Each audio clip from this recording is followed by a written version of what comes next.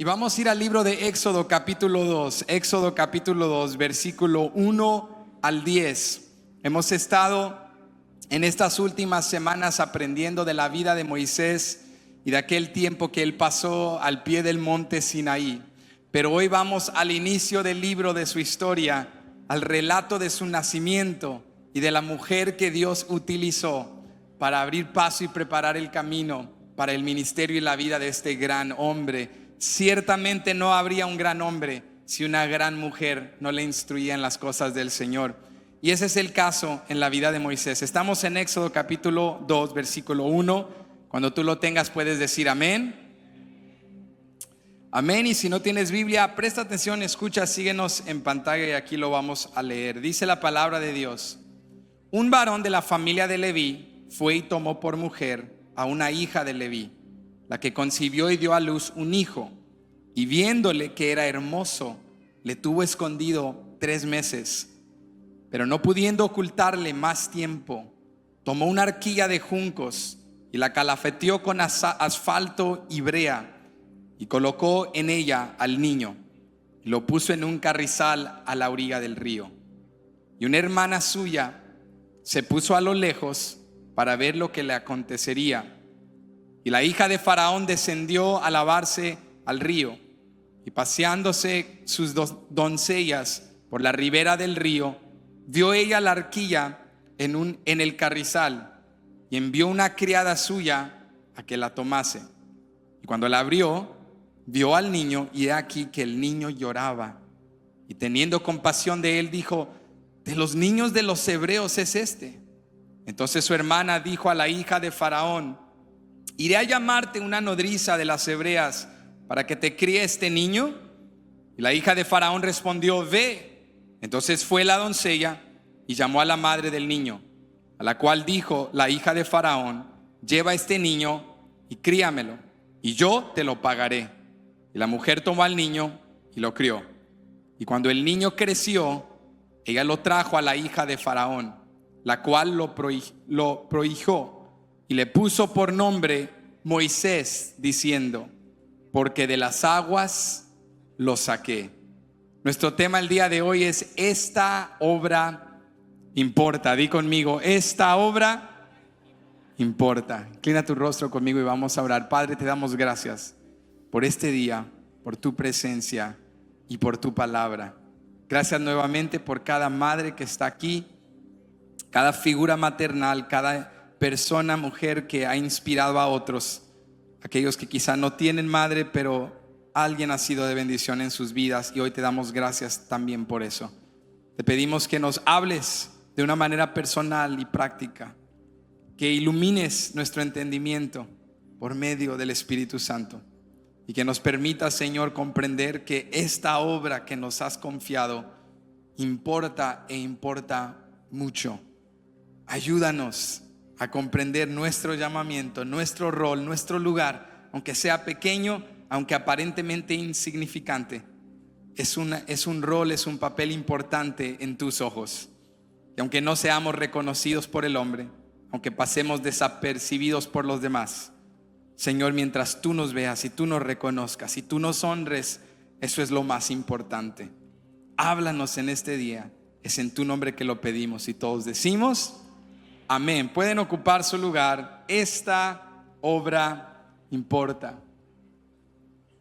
Cuando pensamos en las personas que han impactado nuestras vidas, que quizá impactan el mundo, aquellas personas y figuras significativas que han formado la cultura, las sociedades en las cuales vivimos, quizá lo que viene a nuestra mente son personas exitosas, personas increíblemente dotadas, personas que tienen grandes logros. Cuando tú piensas en las personas que influyen en la filosofía de nuestra era, que influyen en las artes, en la música, en la cultura, en la moda, en los estilos, en las políticas y las ideologías de nuestro gobierno, lo que viene a mente son funcionarios o grandes líderes o celebridades o atletas o gente que tiene grandes plataformas en nuestra era, incluso influencers. Viene a nuestra mente muchas cosas distintas Pero quizá al compararnos a ellos y a la obra o el trabajo que ellos tienen, nuestra obra, nuestro trabajo, nuestra vida puede parecer en comparación insignificante. Podemos creer por momentos que lo que tú y yo hacemos realmente no marca un impacto tan grande, no hace una diferencia tan grande. A veces tenemos esta perspectiva incluso en la iglesia. Cuando pensamos en lo que forma la iglesia, lo que desarrolla la iglesia, lo que influye en la iglesia, lo que viene a nuestra mente es el perfil de un pastor, de un predicador, de un gran orador, de un misionero, de un teólogo, quizá de un líder de grupo de alabanza que el día de hoy tienen plataformas de influencia muy grandes. Y en comparación a ellos pensamos, bueno, ¿qué diferencia hago yo en la iglesia? ¿Qué diferencia marco yo en la vida de otros? Yo solo soy un padre. Quizá dices, solo soy una madre. Quizá piensas, solo soy una persona, un miembro de una iglesia local. No creo que mi obra, mi trabajo realmente importe tanto. Hay muchos que se descalifican, se minimizan y dicen, yo no creo que Dios realmente llame a una persona como yo y pueda utilizar a alguien como yo. Pero yo quiero animarte en esta mañana y decirte que aunque te sientas ignorado, desapercibido o despreciado o invisible, si Dios te ha llamado, la obra que tienes es importante. Si tú crees eso, di amén. Incluso cuando estás esforzándote en casa y tus hijos no cambian. Incluso después de lavar platos y limpiar, y el próximo día hay que hacerlo otra vez. Y el próximo día hay que hacerlo otra vez. Y después de la monotonía y la rutina vas perdiendo entusiasmo, ganas, ánimo y dices, entonces estoy cansado, siempre hay más platos por limpiar, más tareas por hacer, más listas por completar, más cosas que hacer y menos tiempo en el cual hacerlas todas. Y a veces oras y no ves el cambio, pides a Dios y no ves la respuesta. Pero en todo esto te quiero animar y te quiero decir que si Dios te ha escogido, lo que tú haces, la obra que Él te ha confiado, aunque parezca insignificante, esa obra es importante. Cuando estudiamos el libro de Éxodo, hay personajes que llamaríamos nosotros protagonistas, que consideramos las personas más importantes que juegan el rol principal en la historia de Éxodo. Viene a nuestra mente gente como Moisés, el gran líder y libertador. Personas como Aarón, su hermano mayor, que fue el sacerdote y el primero que Dios utilizó para establecer el sacerdocio. Pensamos en Miriam, la profetisa, su hermana, que también fue una adoradora y una mujer que Dios utilizó para hablar palabras de fe y palabras de vida. Pensamos quizá incluso en Faraón, el gran enemigo del pueblo de Dios, que también fue un protagonista que trató de desatar una guerra de dioses, Dios contra los dioses del politeísmo de Egipto, pero Dios venció y derrotó a todo dios falso y a Faraón y a su ejército. Esos son los personajes que vienen a nuestra mente. Te aseguro que personaje no viene a tu mente cuando piensas en el libro de Éxodo. No piensas en una mujer llamada Jocabed. Todos digan conmigo Jocabed. Cuando tú piensas en Éxodo, en la liberación, en el gran movimiento de Dios, Jocabed no viene a tu mente. Tú no dices, wow, en Éxodo, la gran historia de Jocabed, qué gran mujer de Dios. No, quizá Jocabed nunca has escuchado su historia y es la primera vez que escuchas su nombre. Pero yo quiero desenmascarar un concepto erróneo cuando estudiamos la Biblia, porque nosotros pensamos que la Biblia es la historia de gran personajes como los patriarcas Abraham, Isaac, Jacob, como José, grandes hombres como David, como Salomón, como Moisés. Pero la historia de la Biblia es realmente una historia colectiva de gente ordinaria y sencilla, de gente pecadora y con carencias que Dios tomó y que Dios utilizó, y que pusieron su fe en Dios y que por esa fe Dios hizo cosas grandes en su vida. Y te reto el día de hoy a creer que el mover de la iglesia y el desarrollo de la iglesia no es por grandes oradores, sino por discípulos ordinarios y fieles que le creen lo suficientemente a Dios como para hacer algo al respecto. Di conmigo, esta obra importa. Esta obra importa. Jocabed es uno de estos personajes que parece insignificante porque la narrativa no le dedica ni le asigna mucho tiempo, mucho contenido, pero su historia es importante. Su llamado fue importante y por lo tanto su obra fue importante. Jocabed fue la madre de Moisés y fue la mujer que Dios utilizó para preservar la vida del libertador de Israel. Escúchame, Dios no ocupaba a Moisés. Si Jocabed no preserva la vida de su hijo, Dios levanta a otro. Pero qué bendición para Moisés que Dios lo usó a él por la fe y la fidelidad de su madre. Él fue parte de lo que Dios hizo porque su madre le creyó a Dios. Y yo te quiero desafiar el día de hoy: no subestimes el poder de una madre que le cree a Dios. No subestimes el impacto que tú haces en casa cuando le enseñas a tus hijos con palabras y con hechos a confiar y a creer en Dios. De esto se trata Éxodo 2. Se trata de una madre escogida por Dios con una obra que importaba mucho, que puso su fe en Dios, que tuvo determinación para preservar la vida de su hijo, que confió que Dios podía usar la vida de su hijo. Y aunque su historia parezca una historia minúscula, y aunque su historia palidece en comparación a la historia de Moisés, la historia de Jocabed es una historia digna de explicar y de recordar. Y aquí está lo primero que aprendemos en la historia de Jocabed. Aquí está lo primero que nos enseña Dios. Incluso cuando nadie se da cuenta de lo que tú haces, Dios ve lo que tú haces.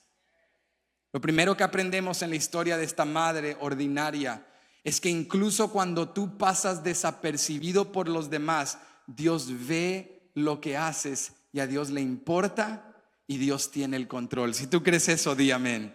Vuelve conmigo a Éxodo capítulo 2, versículo 1. Y dice el versículo 1 y versículo 2: un varón de la familia de Leví fue y tomó por mujer a una hija de Leví, la que concibió y dio a luz un hijo, y viéndole que era hermoso, le tuvo escondido 3 meses.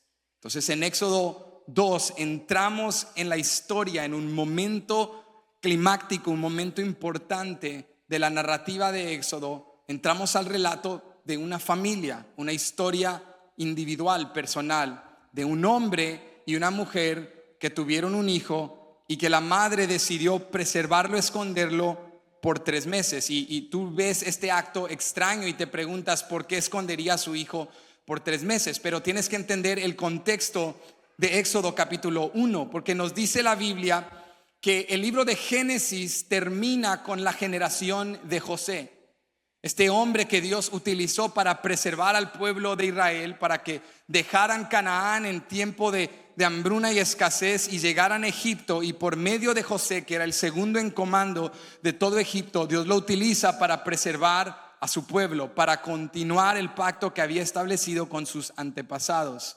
Pero la Biblia dice en Éxodo capítulo 1 que José y toda su generación murieron, y después de morir pasaron generaciones y vino un nuevo rey sobre Egipto que no conoció a José, que no se acordaba de cómo Dios había utilizado a José, no solo para preservar a su familia, pero incluso a la nación de Egipto, porque él interpretó sueños y tuvo sabiduría e implementó estrategias que fueron de bendición.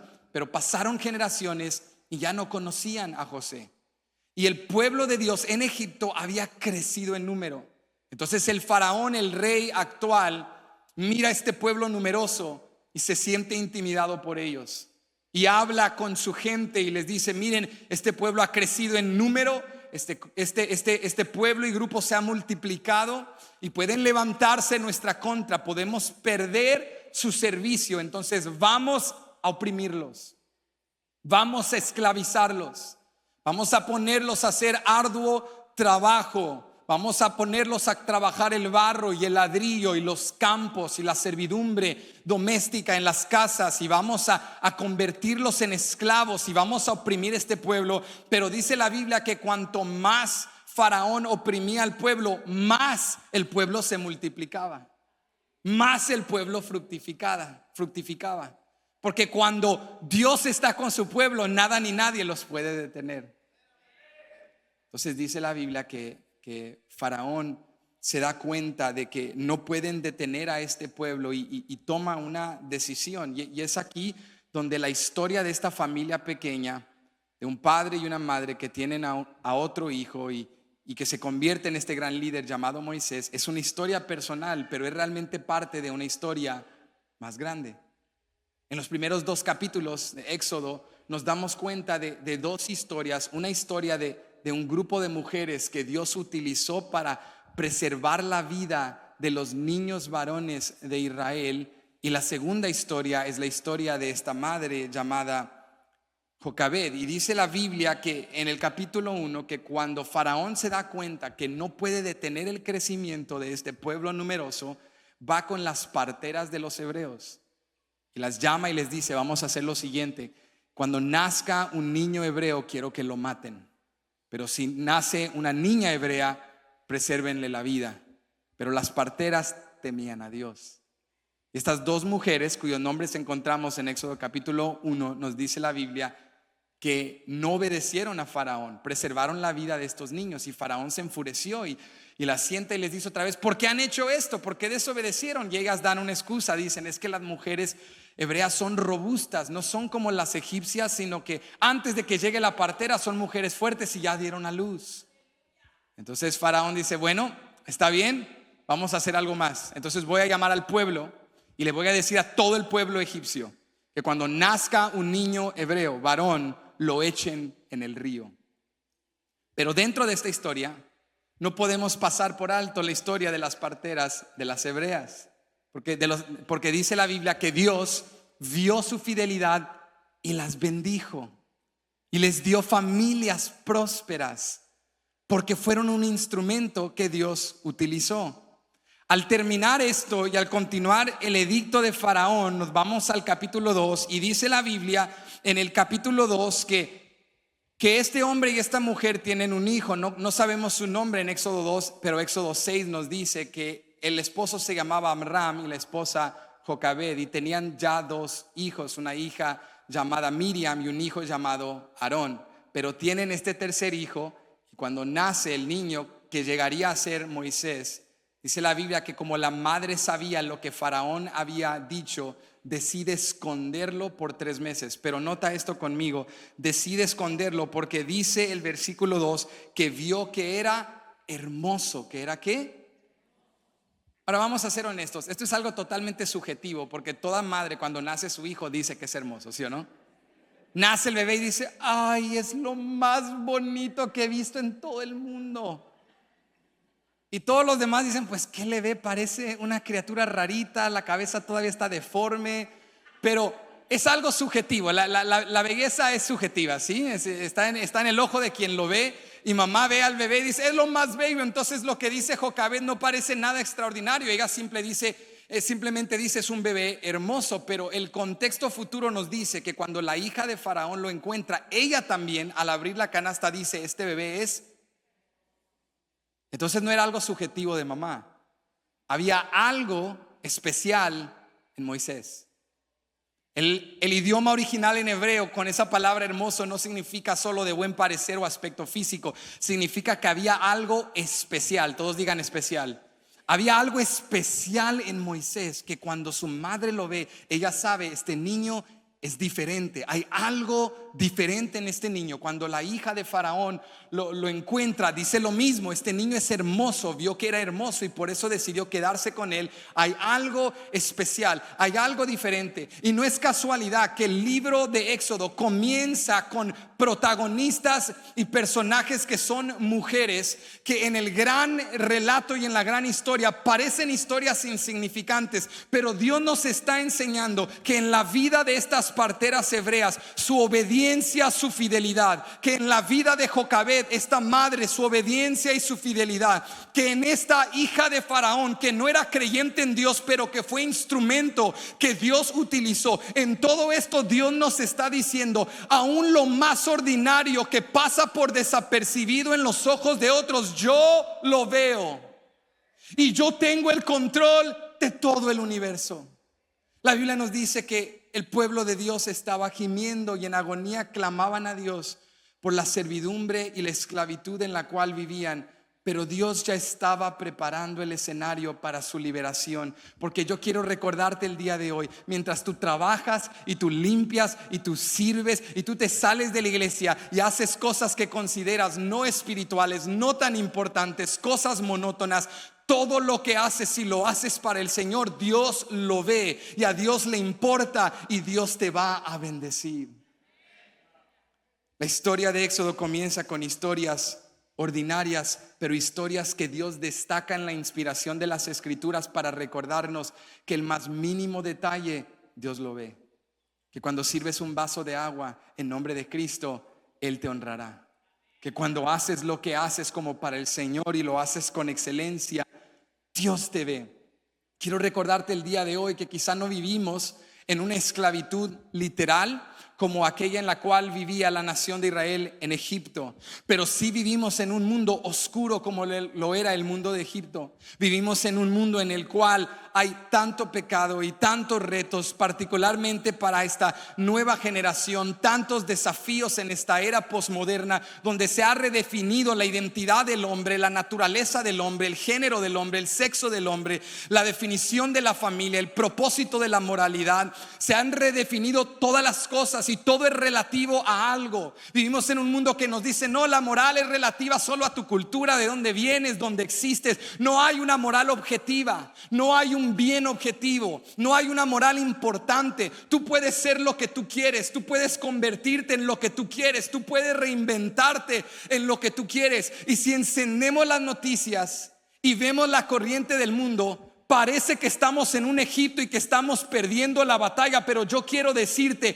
que hay mujeres como Jocabed, y hay mujeres como las parteras de las hebreas, y hay hombres y hay jóvenes y hay ancianos que siguen creyendo que la palabra de Dios es verdad, que Cristo salva, sana y restaura, y que lo que estamos haciendo no es en vano. Hay gente que sigue creyendo: Dios ve y esta obra importa. Toca que está a tu lado y dile: Dios ve, Dios ve. Anímalo, anímalo, dile: Dios ve.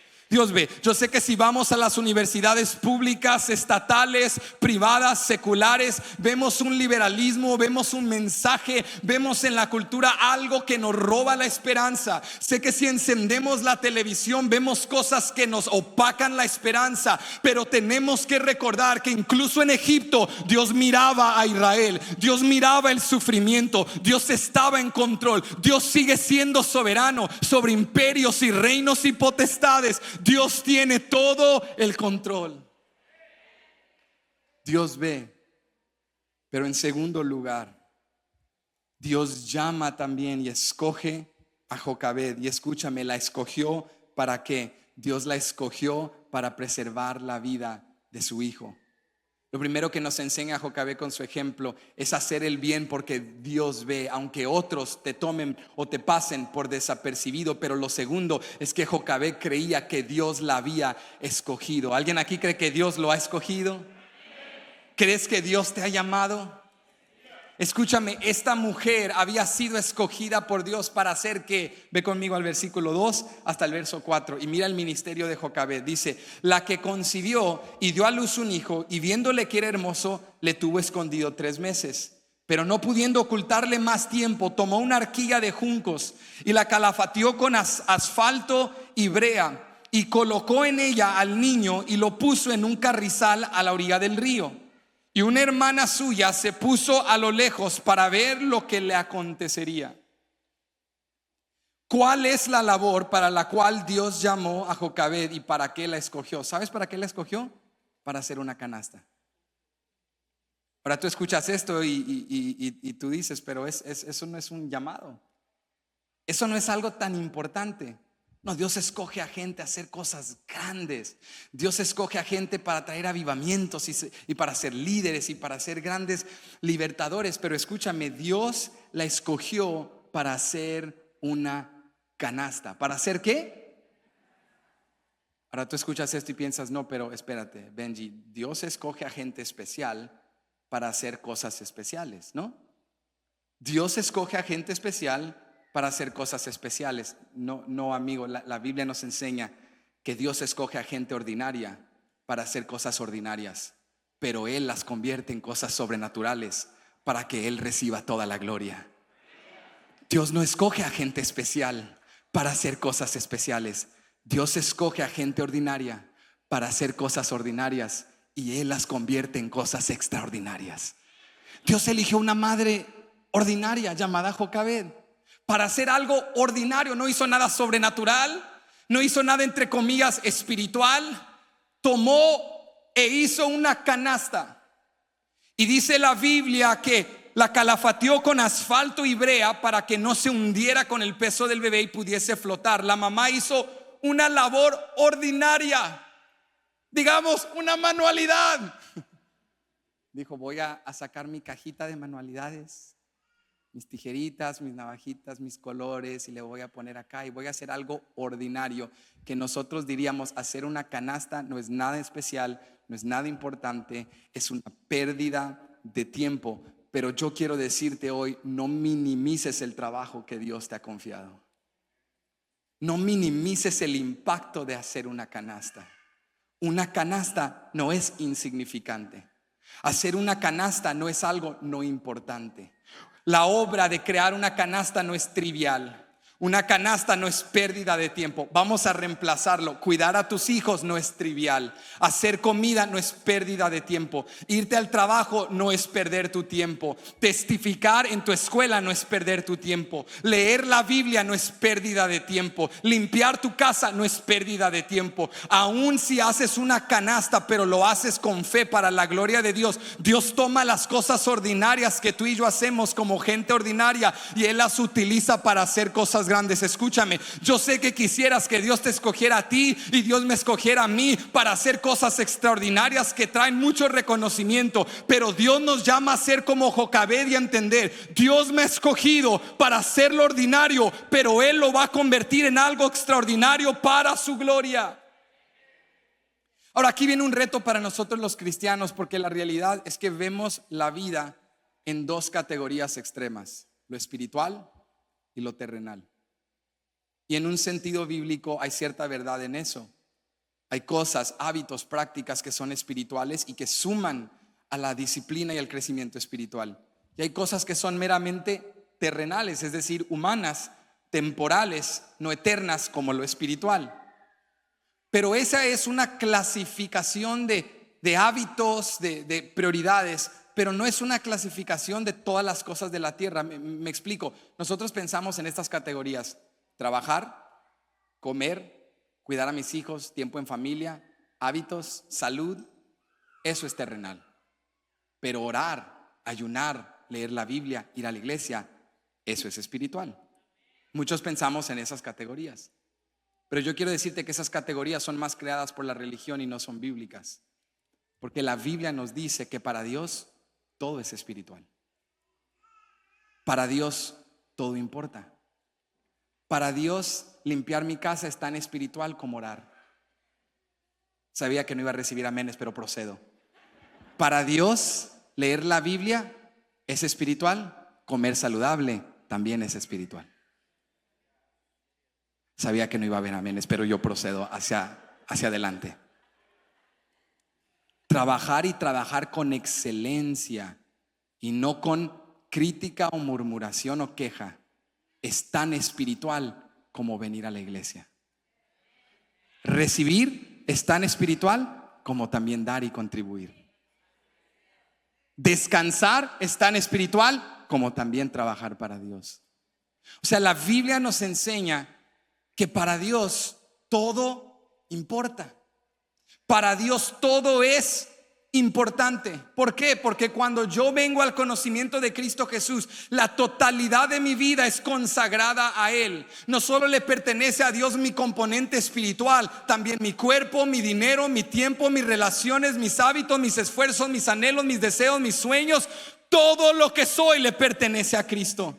Escúchame, todo en la vida importa, porque todo en la vida le importa a Dios. Todo es espiritual, porque todo hecho en el nombre de Cristo Jesús le trae gloria. En otras palabras, comer bien es importante, servir a mis hijos es importante, cuidar a mi familia es importante, cuidar mi cuerpo es importante, leer la Biblia es importante, ayunar es importante, servir es importante, trabajar es importante, cuidar a otros es importante. Todo es importante porque todo le importa a Dios.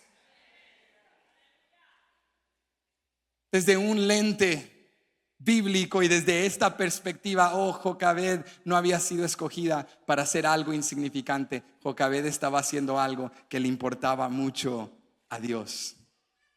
Su trabajo le importaba a Dios, y yo te quiero retar el día de hoy a que recuperes una perspectiva sana de tu trabajo. Tu obra, tu trabajo importa porque Dios te ha escogido. Dios te ha llamado. ¿Sabes que ser padre es un ministerio? Y que tu familia es tu primer ministerio. Y que Dios te ha llamado a amar y a servir a tu familia. Por eso en Templo Betania cerramos cada servicio los domingos declarando: donde quiera que estemos y donde quiera que vayamos, somos la iglesia. Porque iglesia no es un lugar al cual vamos, iglesia es quienes somos. Y donde quiera que vamos, lo que hacemos le importa a Dios. Si tú vienes al servicio de las 10:30 y acá activas tu componente espiritual, pero al salir de la iglesia dices: ok, ya puedo regresar a ser yo, ya puedo volver a mi manera de ser. En la iglesia es: amén, ¿cómo está, hermano? Dios le bendiga. Y ya saliendo de la iglesia: ¿cómo andamos? ¿Qué hacemos? ¿Te caigo en la casa o qué? Porque pensamos en categorías. Óyeme, tú eres la iglesia donde quiera que vas. La manera que hablas aquí y allá afuera es espiritual. Todo le importa a Dios. Hacer una canasta no es vanidad. Hacer una canasta no es algo tonto. Pasar tiempo con tu familia no es absurdo. No es menos importante que buscar a Dios. Buscas a Dios cuando cuidas a tu familia. Creces con Dios cuando amas a quienes Dios te ha confiado en las manos. Mira, Jocabed no era líder de una gran nación. Jocabed no iba a predicar un sermón extraordinario, no iba a dirigir a grandes números, no iba a crear diferentes equipos, no iba a delegar jueces sobre un pueblo tan numeroso. Ella no iba a ir a la zarza, no tenía vara, no tenía dones, no tenía esas habilidades, pero su trabajo importaba tanto como el trabajo de Moisés, porque ella creyó en Dios y tuvo valentía y preservó la vida de su hijo. Ella luchó para cumplir aquello que Dios le había llamado a hacer. Jocabed entendió: Dios me llamó para esto. Dios no me llamó a ser líder de una nación, pero Dios me llamó a preservar la vida de mi hijo. Y esta canasta la voy a hacer con todo lo que soy. Y la voy a hacer con gozo y la voy a hacer con excelencia. Todo importa cuando lo haces para Dios. Y quizá te preguntes: pero Benji, ¿cómo puede Dios usar a alguien como yo? Soy una persona imperfecta. Soy una persona con carencias, soy una persona con debilidades. ¿Cómo puede Dios usar a alguien como yo? Escúchame, la pregunta es: ¿por qué no usaría Dios a alguien como ti? Porque en toda la Biblia Dios usó a gente imperfecta. En toda la Biblia Dios usó a gente que luchaba, que tenía carencias, que pecó, que cometió errores, que tenían disfunción en sus familias, desorden en su estilo de vida. Pero cuando se entregaron a Dios, Dios los fue transformando, Dios los fue renovando, Dios los fue cambiando. Dios usa a gente imperfecta. Y este es un reto para nosotros, porque aunque sabemos que el mundo es imperfecto, piensa en esto conmigo por un momento. Aunque sabemos que el mundo es imperfecto, si te vas a las redes y a las fuentes de influencia que seguimos, te das cuenta que aunque sabemos que todo es imperfecto, nos ponemos una presión de ser perfectos. Por eso a veces, después de estar unos minutos en las redes, terminas más desanimado que animado, porque presentan todo como perfecto. Los que hacen ejercicio, todo es perfecto, y como viven es perfecto. Y hablemos a las madres, se ponen una presión terrible de ser perfectas. Óyeme, si hoy en día no le haces a tus hijos solo comida orgánica, y no les compras los mejores productos, y no los tienes en todos los programas, y no juegan deporte los fines de semana, y no están activos, y no toman clases de otros lenguajes, y no son músicos, y no son artistas, y no son filósofos, y no son funcionarios, ya a sus cortos 5 años de vida has fallado como madre. Y nos presionamos y nos comparamos con esta presión, y acá están las mamás presionándose la una a la otra. ¿Y tú qué productos usas? ¿Y fórmula o pecho? Pues empecé con pecho, pero luego fórmula. Esos meses son cruciales para la nutrición de tu hijo. Y ya está tu hijo bien nutrido, pegándole a otro niño detrás de ti mientras hablas. Le hubieras dado un poquito de fórmula porque le diste demasiado. Escúchame, el ser padre, el ser madre ya es suficiente presión. No necesitamos presionarnos más el uno al otro. Necesitamos animarnos en la iglesia. Que la iglesia sea diferente al mundo. El mundo se presiona porque el mundo pone su valor y validación en lo que hacen. Si mi hijo es perfecto, me siento como un padre perfecto, pero hijos perfectos no existen. Entonces en la iglesia nos animamos. Si tú crees eso, di amén. En la iglesia nos animamos. Si tú ves a una madre, si tú ves a un padre estresado pasando un momento difícil, ponte a orar por ellos, anímalos, dales una sonrisa. Cuando yo voy a la tienda, cuando voy a un lugar público y veo una mamá con varios niños y está estresada y se jala el cabello y veo que los niños gritando y uno colgado acá, yo solo me pongo a orar, les sonrío, miro a los niños porque la entiendo. Y yo sé, y lo menos que necesitamos en la iglesia es solteros dándonos miradas a los padres. Oye, ¿no sabes? Esos solteros que, miren, esos ni cuando yo tenga los míos, no digas nada. No digas nada. Siéntate, toma notas y aprende. Porque va a venir tu turno. Si Dios te lo brinda y te vas a dar cuenta, no es tan fácil como yo pensaba. ¿Los padres están conmigo? Hagan ruido si están de acuerdo. No hay gente perfecta. No hay una madre perfecta. No hay un padre perfecto. ¿Cómo no te va a usar Dios si Dios usa gente imperfecta? Yo recuerdo cuando nació nuestra hija mayor, Ari, Chabel y yo éramos tan jóvenes y no conocíamos nada obviamente de ser padres y teníamos tanta presión que nos autoponíamos, y también sinceramente por la presión social del mundo, las redes, y pensábamos que teníamos que tener todos estos productos, el mejor carrito de bebés, la comida más orgánica, todo esto, y era una presión horrible, y todos los padres jóvenes, ¿y tú qué usas? ¿A dónde vas? ¿Y qué le das de comer? Y era algo que te sofoca y te lleva a un punto de presión. Ya para nuestro cuarto hijo era: métete al lodo, come lo que encuentras, vas a sobrevivir, vas a vivir una larga vida, Dios te va a bendecir, vas a ver a las generaciones porque hemos aprendido que es un comercio, es un mercado. Escúchame, a todos los padres jóvenes, vas a usar como el 20% de lo que compraste y todo lo demás va a terminar en la cochera y lo vas a vender por 1/3 de lo que pagaste. Lo vas hasta regalar. Llévenselo, llévense los carros. ¿Cuánto te costó? No quieres ni saber, pero llévatelo. Porque es una presión que nos ponemos que Dios no nos pone. Es una presión que viene fundamentada de un humanismo y no de un cristianismo. Es una presión que viene de que tú tienes que hacer esto en tus fuerzas. No es un llamado. Dios llama a gente imperfecta. Dios llama a gente débil. Pero cuando esa gente imperfecta y débil se somete a su voluntad y le cree, Él hace cosas extraordinarias por medio de sus vidas. Entonces tú ven con tu vida imperfecta y tus hijos imperfectos que a veces dicen cosas que te avergüenzan en público y reaccionan de maneras que te estresan, y llegaste corriendo peleándote con los hijos para celebrar el Día de las Madres, pero llegaste, celébralo. Dios te va a usar y Dios los va a usar. Jocabed entendía algo: Dios me ha llamado. No te compares a alguien más, no te compares a otras madres. Acepta tu llamado, acepta los hijos que Dios te dio. Sí, yo sé que tu pensamiento es: ¿por qué Dios no eligió a otra madre? Dios les pudo haber dado una madre mejor, pero Dios te escogió a ti. Y Dios no comete errores. Las palabras que tus hijos necesitan, tú las tienes. La fidelidad que ellos necesitan ver modelada, tú la vas a mostrar. La pasión que ellos ocupan para servir a Dios, tú se las vas a demostrar. Pero Benji, ¿qué de cuando soy imperfecto? Perfecto. Cuando eres imperfecto, diles: esto es el cómo se vive en la fe. Te caes, pero vuelves al Dios que levanta al justo 7 veces. Te cansas, pero te renuevas en el Todopoderoso.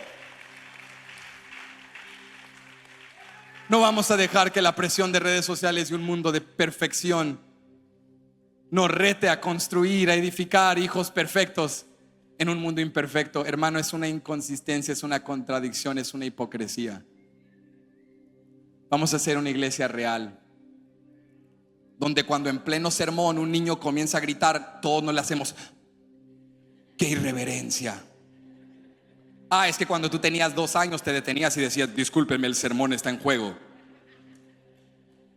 Esto es imperfecto. Esto es difícil. Pero crear una canasta para preservar la vida de una generación vale la pena. Esta obra importa. No estamos perdiendo nuestro tiempo. No solo les estamos repitiendo palabras vanas, estamos edificando fundamentos de la fe en la vida de esta generación. Por eso el Nuevo Testamento nos habla de la fidelidad de otras mujeres que Dios usó justo donde estaban. Porque escúchame, Dios te escogió para usarte donde estás, no donde quisieras estar. Dios te escogió para usarte así como eres hoy, no quien quisiera ser. Dios llamó no el potencial de lo que serías, Dios te llamó hoy. Dios te está llamando no cuando llegues aquí donde estás. Mira lo que Pablo le dijo a Timoteo. Pablo le dice en 2 Timoteo 1:3-5: doy gracias a Dios, al cual sirvo desde mis mayores con limpia conciencia, de que sin cesar me acuerdo de ti en mis oraciones noche y día, deseando verte al acordarme de tus lágrimas para llenarme de gozo, trayendo a la memoria la fe no fingida que hay en ti. Y mira esto: la cual habitó primero en tu abuela Loida y en tu madre Eunice, y estoy seguro que en ti también. Pablo le dice a Timoteo: le doy tantas gracias a Dios por tu fe, tu fidelidad, pero reconozco que tú no serías el hombre que eres hoy si no fuera por tu madre y por tu abuela, porque ellas se dedicaron a crear canastas. Ellas se dedicaron a hacer lo ordinario, de hacerte comida y enseñarte a orar cuando comes, de sacarte un día de sol y un día de lluvia y decirte en ambos días: la lluvia la envió el Señor y el sol lo envía el Señor, sea Dios glorificado. De limpiarte, Timoteo, las rodillas cuando te raspabas y te caías y levantarte y decir: vas a estar bien, hijo, levántate, sigue adelante, vas a estar bien. La vida es dolorosa, pero Dios está contigo y Dios te va a fortalecer. De enseñarle las historias de los patriarcas, la historia del Antiguo Testamento, y enseñarle la ley y la justicia y el amor a Dios y el amor a su pueblo y el amor al otro. Pablo dice: sé que, Timoteo, no serías el hombre que eres sin el fundamento de aquellas mujeres que hicieron un trabajo ordinario pero importante. Por eso también el gran líder de avivamiento, teólogo John Wesley del siglo XVIII, que vivía en Inglaterra y Dios lo trajo hasta Estados Unidos para traer avivamiento en las colonias, escribió en una ocasión de su madre, Susana Wesley. Su madre tuvo más de 17, casi 19 hijos, pero de ellos sobrevivieron solo 10, y eran una familia del ministerio. Y papá salía todo el tiempo a predicar, a evangelizar, a ministrar, y Susana Wesley pasaba tanto tiempo sola criando a sus hijos. Pero John Wesley, el gran teólogo, un gran escritor, un gran predicador que predicó más de 18,000 sermones en su vida, que dejó tanta literatura que ha influenciado hasta el movimiento de la santidad y por consecuencia el movimiento pentecostal. John Wesley dijo: yo no sería el hombre que soy ahora si no fuese por mi madre. En una ocasión dijo: he batallado en encontrar mujer, porque toda mujer con la cual me topo la comparo a mi madre y no he hallado más mujer como mi madre. Escribió en otra ocasión: he aprendido más del cristianismo de mi madre que de todos los teólogos de Inglaterra. Porque John Wesley tuvo una madre que le enseñó a orar, que le enseñó a ser moral, que le enseñó a temer a Dios, que le enseñó a ser justo, que le enseñó a amar al otro más que a sí mismo, que le enseñó la sana doctrina y que el nombre de Jesús es santo y digno de ser exaltado. Y esa enseñanza marcó su vida para siempre. Hermano, la labor que estás haciendo, hermana, amigo, amiga, lo que haces para Dios importa. La vida de Jocabed nos enseña 3 cosas. Nos enseña que Dios ve cuando otros no ven, que Dios nos escoge para hacer cosas ordinarias, pero Él las convierte en cosas extraordinarias. Pero número 3, y con esto te dejo: Dios nos llama a hacerlo todo por fe. Toca al que está a tu lado y dile: hazlo por fe, hazlo por fe. Díselo: hazlo por fe, hazlo por fe. Hebreos capítulo 10, verso 38 al 39 nos dice: mas el justo por la fe vivirá. Mas el justo vivirá por fe. Y si retrocediere, no agradará a mi alma. Pero nosotros no somos los que retroceden para perdición, sino de los que tienen fe para preservación del alma. El escritor de Hebreos dice: el creyente no retrocede. ¿Por qué no retrocede? Porque tiene garra de luchar, porque es muy fuerte, es valiente, es audaz. El creyente no retrocede porque vive por fe. El creyente no retrocede porque sus fuerzas son renovadas en Cristo Jesús. Su ánimo viene de Cristo Jesús. Su validación viene de Cristo Jesús. Su poder viene de Cristo Jesús. Escúchame, Jocabed superó y venció porque Jocabed lo hizo por fe. Sería un engaño decirte que esta mujer no tuvo miedo. Al tomar a su tercer hijo pequeño, meterlo en una canasta, irse a un río, el río Nilo, y ponerlo ahí sabiendo: lo pueden matar, se puede hundir, puede ocurrir algo en la naturaleza, puede venir una bestia salvaje, esto puede salir mal. Pero Hebreos capítulo 11 incluye a los padres de Moisés, Amram y Jocabed, en la lista de los héroes de la fe. A personas ordinarias que no fueron sacerdotes, que no fueron líderes, que no fueron profetas, que fueron miembros como tú y yo, gente como tú y yo, padres como tú y yo, madres como las que están aquí, pero gente que aprendió a vivir por fe. Sus nombres ni siquiera aparecen en la lista de los héroes de la fe, pero Hebreos 11:23 dice: por la fe Moisés, cuando nació, fue escondido por sus padres por 3 meses, porque le vieron niño hermoso y no temieron el decreto del rey. Hebreos 11 dice que Amram y Jocabed vencieron por la fe, no porque no tenían temor. Claro que tenían temor. Pusieron a ese bebé en el río y por momentos hubieron dudas. Porque te quiero recordar, hermano, amigo, la duda y la fe pueden coexistir. El temor y la confianza pueden coexistir. Pero ¿qué ocurre en la vida de un creyente que lo hace por fe y no en sus fuerzas? Aunque la duda y la fe coexisten, el temor y la confianza coexisten. Cuando lo haces por fe, tu fe vence tu temor. Tu confianza en Dios vence tu inseguridad. Tu convicción vence tu duda. Jocabed tomó a su hijo, lo puso en aquel río y confió en Dios. ¿Y tú crees que es casualidad que la corriente del río lo llevó justo a donde en ese momento preciso la hija de Faraón salió a lavarse? Donde en ese momento preciso miró en la esquina de su ojo la canasta y sus doncellas en la ribera la apoyaban, y ella dijo: vayan y tráiganme esa canasta. Y le trajeron la canasta, y justo cuando la abrió, Moisés comenzó a llorar. Y cuando comenzó a llorar, vio su hermosura, que había algo especial en él, y dijo: este es un hijo de los hebreos, yo lo quiero para mí mismo. Y que en ese momento su hermana mayor Miriam viene corriendo y le dice: oye, yo conozco a una mujer que lo puede cuidar. Ok, tráeme a esa mujer. Y la madre de Moisés, que solo horas antes lo había soltado, ahora está volviendo, y la hija de Faraón le paga para que cuide a su hijo, a quien Dios está preservando. No, espérate, porque la cosa se pone mejor. El hijo de una hebrea que Faraón trató de matar terminó siendo criado en la casa de Faraón, y ese hebreo fue el instrumento que destruyó y derribó a todo el imperio de Egipto para que la nación de Israel fuese libre. ¿Tú crees que eso es casualidad?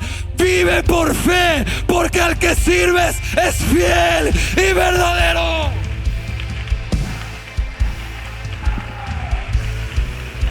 Ni siquiera un guionista hace esa novela. Eso lo hace el Dios soberano. Eso lo hace el Dios providente. Ese es el poder del Dios en el cual has creído. El viento, la corriente del río, el baño de la hija de Faraón, sus doncellas, Miriam, las palabras, el rostro de Moisés, todo estuvo precisamente en el lugar y en el momento y de la manera adecuada. Porque cuando tú vives por fe, experimentas la fidelidad del Dios que es todopoderoso.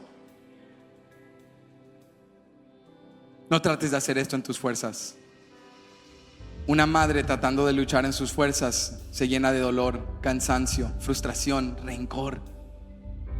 Pero una madre que lo hace por fe, como Amram y Jocabed, que por fe dejaron a su hijo ir.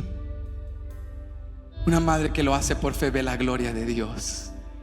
Ahorita quizá no lo veas. Ahorita tus hijos son rebeldes. Ahorita no están escuchando. Tómalo de un testimonio de alguien que entró en rebeldía en su adolescencia, que se entregó a los placeres de la vida, que se trató de apartar de la iglesia, que por momentos caí en agnosticismo y comencé a dudar de la existencia de Dios y del propósito de Dios para mi vida cuando tenía 13, 14, 15 años. Y recuerdo sentarme y que en campañas me decían: vas a servir a Dios, hay un propósito de Dios para ti.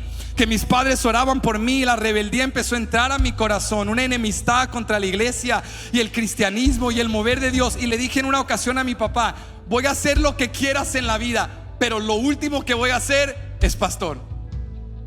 Así se lo dije a mis 15 años, porque un muchacho de 15 años lo sabe todo, ¿verdad que sí? Le dije: lo último que voy a hacer es pastor.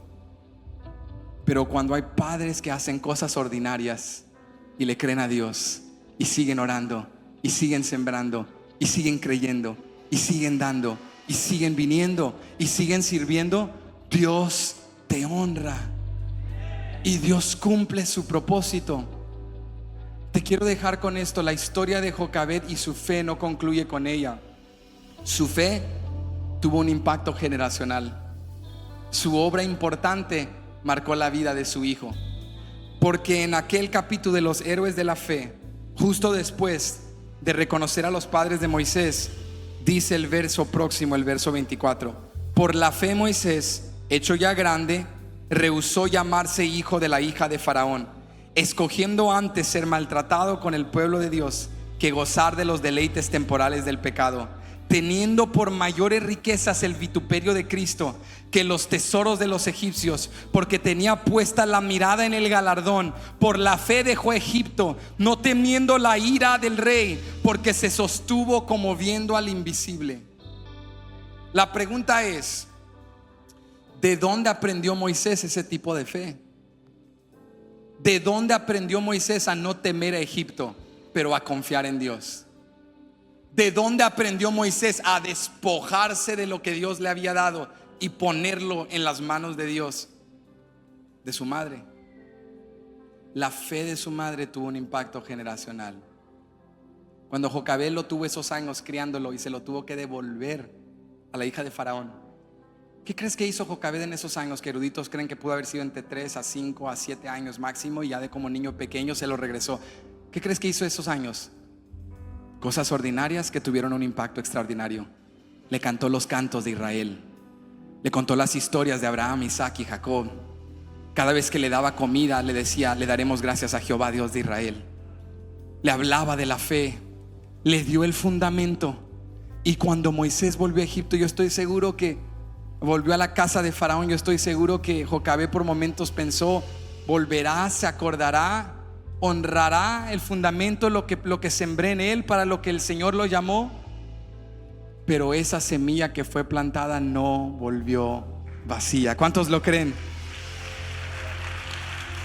Moisés aprendió la fe por sus padres, por su madre, y ese ejemplo marcó su vida.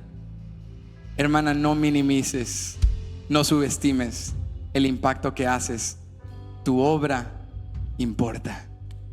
¿Por qué? Porque Dios ve y porque Dios cuida de ti, porque Dios te ha escogido justo para esto, y porque Dios te llama a hacerlo por fe. Y cuando lo haces por fe, vences en el poder de Cristo Jesús. Yo quiero invitarte a ponerte de pie en esta ya tarde. Y este altar está abierto. Este altar está abierto. Sé que somos muchos, pero hay espacio. Si te es posible, ven y dile: Señor, sustenta mi fe para no soltar la mano del arado, para no abandonar la labor, para no dejar de hacer el bien, porque a su tiempo segaré si no desmayo, para seguir orando y seguir sembrando y seguir creyendo. Parece que estás perdiendo tu tiempo, parece que esta obra no es importante, pero no estás perdiendo tu tiempo. Dios te ve, Dios te escogió, y Dios por la fe te dará la victoria.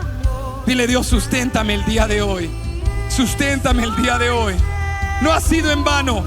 Cada oración, cada palabra sembrada no ha sido en vano.